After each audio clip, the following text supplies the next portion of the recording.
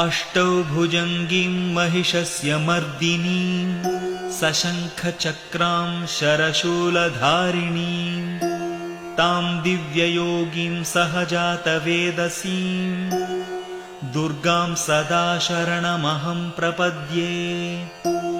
ज्ञानिनामपि चेतांसि देवी भगवती हि सा बलादाकृष्य मोहाय महामाया प्रयच्छति। दुर्गे स्मृता हरसि भीतिम् अशेषजन्तोः स्वस्त्यै स्मृता मतिमतीव शुभां ददासि। दारिद्र्यदुःखभयहारिणिका त्वदन्या सर्वोपकारकरणाय सदार्द्रचित्ता सर्वमङ्गलमाङ्गल्ये शिवे सर्वार्थसाधिके।